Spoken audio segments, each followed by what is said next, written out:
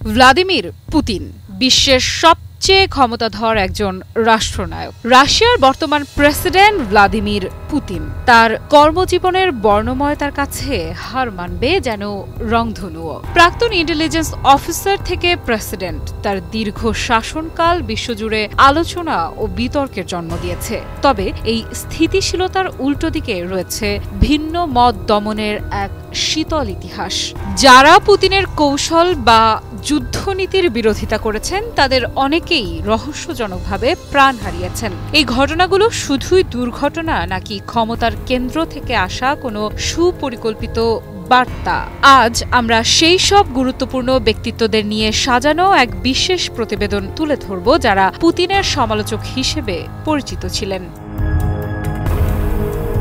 তালিকায় প্রথমে প্রাক্তন এফএসবি কর্মকর্তা আলেকজান্ডার লিটভিনেস্কো। পুতিন সরকারের সমালোচনা করে তিনি লন্ডনে আশ্রয় নেন। 2006 সালে তাকে চায়ের সঙ্গে বিরল এবং অত্যন্ত বিপজ্জনক তেজস্ক্রিয় পদার্থ পোলোনিয়াম 210 প্রয়োগ করে হত্যা করা হয়। একজন সাবেক গোয়েন্দা কর্মকর্তাকে এমন চরমপন্থায় হত্যা করা প্রমাণ করে পুতিন বিরোধীদের জন্য দেশের বাইরেও নিরাপত্তা নেই। আন্তর্জাতিক তদন্তে এই হত্যাকাণ্ডে রাশিয়ার গোয়েন্দা সংস্থার যোগসাজশের ইঙ্গিত পাওয়া যায়।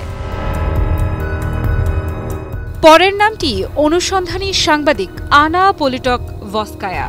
গণতন্ত্রপন্থী পত্রিকা নোভায়া গেজেটার হয়ে তিনি চেচনিয়ায় রাশিয়ার মানবাধিকার লঙ্ঘন নিয়ে একের পর এক রিপোর্ট প্রকাশ করছিলেন, যা পুতিন সরকারকে কোণঠাসা করে দেয়। 2006 সালে মস্কোয় তার অ্যাপার্টমেন্টের লিফটের ভেতরে তাকে গুলি করে হত্যা করা হয়। এই হত্যাকাণ্ডটি ছিল ভিন্ন মতের প্রতি ক্ষমতার কঠোরতম আঘাতের উদাহরণ। তার মৃত্যুতে রাশিয়ার সামরিক নীতির একজন কঠোর সমালোচক নীরব হয়ে যান।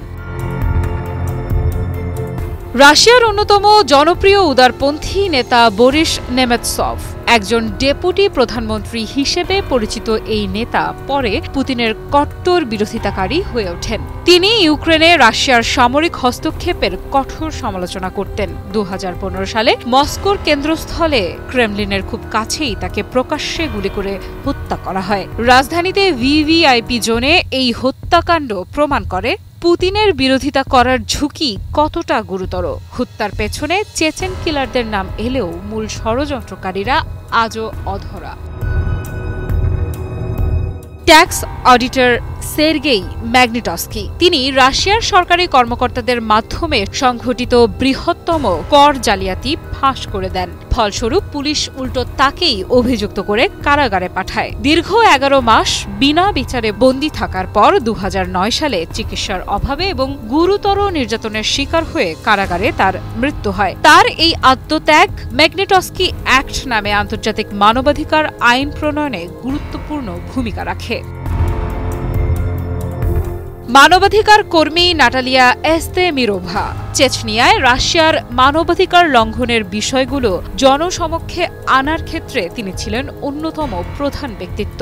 আনা পলিটকভস্কায়ার সঙ্গে তার ঘনিষ্ঠ সম্পর্ক ছিল। 2009 সালের জুলাই মাসে তাকে বাড়ি থেকে অপহরণ করা হয় এবং পরদিনই তাকে গুলিবিদ্ধ মৃত অবস্থায় পাওয়া যায়। এই হত্যাকাণ্ডের জন্য সরাসরি পুতিনের অনুগত চেচেন নেতা রমজান কাদিরভ এর বাহিনীকে দায়ী করা হয়েছিল।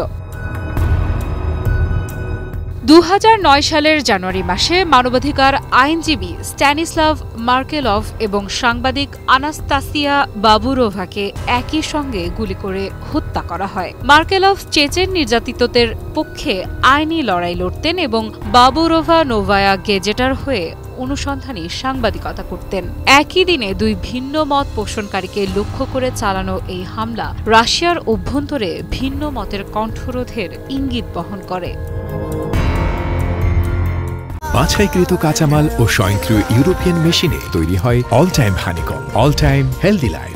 এই তালিকার সর্বশেষ এবং সবচেয়ে নাটকীয় সংযোজন ইয়েভজেনি প্রিগোজিন, এক সময়ের পুতিনের ঘনিষ্ঠ বন্ধু এবং ওয়াগনার গ্রুপের প্রধান, যিনি মৃত্যুর মাত্র কিছুদিন আগে বিদ্রোহ ঘোষণা করেছিলেন। বিদ্রোহ বন্ধের পরপরই 2023 সালের আগস্ট মাসে তিনি একটি বিমান দুর্ঘটনায় নিহত হন।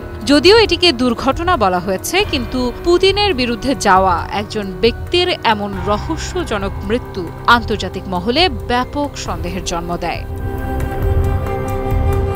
পোলোনিয়াম, বুলেট, কারাগার বা বিমান দুর্ঘটনায় পুতিনের সমালোচকদের মৃত্যুগুলো প্রায়শই একটি সুনির্দিষ্ট বার্তা বহন করে, আর তা হলো পুতিন তার সমালোচকদের ভালোভাবে গ্রহণ করতে পারেন না, সেই সাথে কাউকে শত্রু মনে করলে তার শেষ দেখে ছাড়েন।